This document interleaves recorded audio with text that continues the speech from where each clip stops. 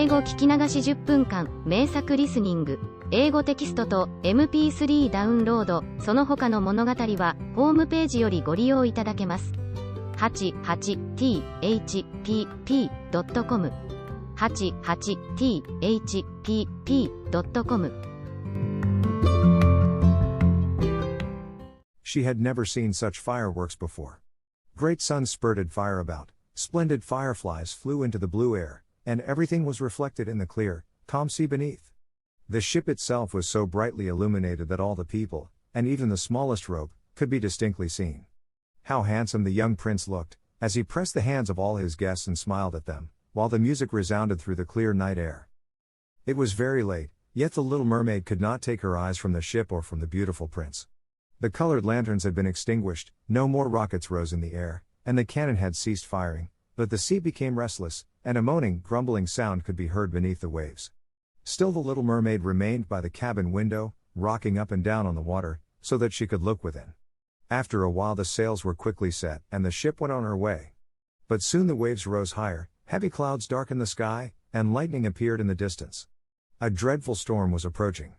Once more the sails were furled, and the great ship pursued her flying course over the raging sea. The waves rose mountain high, as if they would overtop the mast, but the ship dived like a swan between them, then rose again on their lofty, foaming crests. To the little mermaid this was pleasant sport, but not so to the sailors. At length the ship groaned and creaked, the thick planks gave way under the lashing of the sea, as the waves broke over the deck, the mainmast snapped asunder like a reed, and as the ship lay over on her side, the water rushed in. The little mermaid now perceived that the crew were in danger, even she was obliged to be careful, to avoid the beams and planks of the wreck which lay scattered on the water.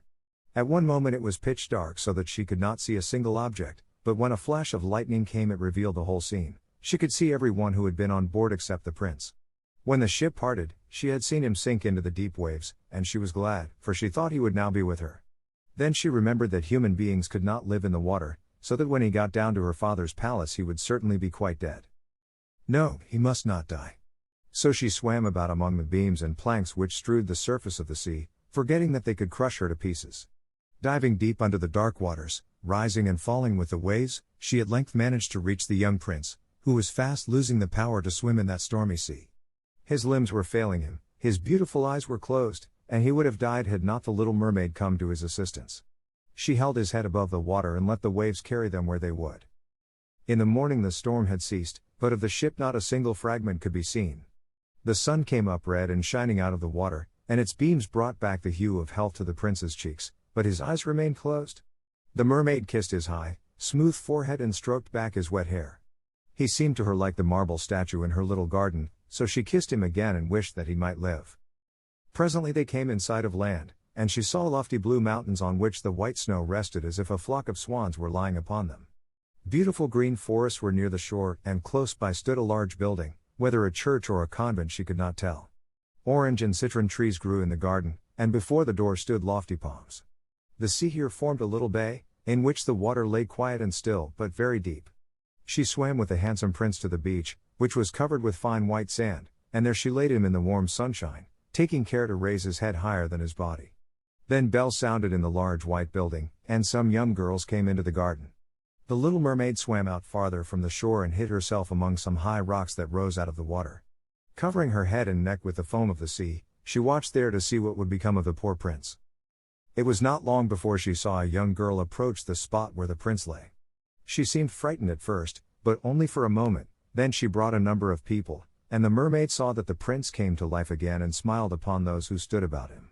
But to her he sent no smile, he knew not that she had saved him. This made her very sorrowful, and when he was led away into the great building, she dived down into the water and returned to her father's castle. She had always been silent and thoughtful, and now she was more so than ever. Her sisters asked her what she had seen during her first visit to the surface of the water, but she could tell them nothing. Many an evening and morning did she rise to the place where she had left the prince. She saw the fruits in the garden ripen and watched them gathered, she watched the snow on the mountain tops melt away, but never did she see the prince, and therefore she always returned home more sorrowful than before. It was her only comfort to sit in her own little garden and fling her arm around the beautiful marble statue, which was like the prince. She gave up tending her flowers, and they grew in wild confusion over the paths, twining their long leaves and stems round the branches of the tree so that the whole place became dark and gloomy. At length she could bear it no longer and told one of her sisters all about it. Then the others heard the secret, and very soon it became known to several mermaids, one of whom had an intimate friend who happened to know about the prince. She had also seen the festival on board ship, and she told them where the prince came from and where his palace stood. "Come, little sister," said the other princesses. Then they entwined their arms and rose together to the surface of the water, near the spot where they knew the prince's palace stood. It was built of bright yellow, shining stone and had long flights of marble steps, one of which reached quite down to the sea. Splendid gilded cupolas rose over the roof, and between the pillars that surrounded the whole building stood lifelike statues of marble. Through the clear crystal of the lofty windows could be seen noble rooms, with costly silk curtains and hangings of tapestry and walls covered with beautiful paintings. In the center of the largest salon a fountain threw its sparkling jets high up into the glass cupola of the ceiling, through which the sun shone in upon the water and upon the beautiful plants that grew in the basin of the fountain. Now that the little mermaid knew where the prince lived, she spent many an evening and many a night on the water near the palace. She would swim much nearer the shore than any of the others had ventured, and once she went up the narrow channel under the marble balcony, which threw a broad shadow on the water. Here she sat and watched the young prince, who thought himself alone in the bright moonlight. She often saw him evenings, sailing in a beautiful boat on which music sounded and flags waved. She peeped out from among the green rushes, and if the wind caught her long silvery white veil, those who saw it believed it to be a swan, spreading out its wings. Many a night, too, when the fishermen set their nets by the light of their torches, she heard them relate many good things about the young prince. And this made her glad that she had saved his life when he was tossed about half dead on the waves. She remembered how his head had rested on her bosom and how heartily she had kissed him, but he knew nothing of all this and could not even dream of her. She grew more and more to like human beings and wished more and more to be able to wander about with those whose world seemed to be so much larger than her own. They could fly over the sea in ships and mount the high hills which were far above the clouds, and the lands they possessed, their woods and their fields, stretched far away beyond the reach of her sight. There was so much that she wished to know. But her sisters were unable to answer all her questions. She then went to her old grandmother, who knew all about the upper world, which she rightly called the lands above the sea. "If human beings are not drowned," asked the little mermaid, "can they live forever? Do they never die, as we do here in the sea?"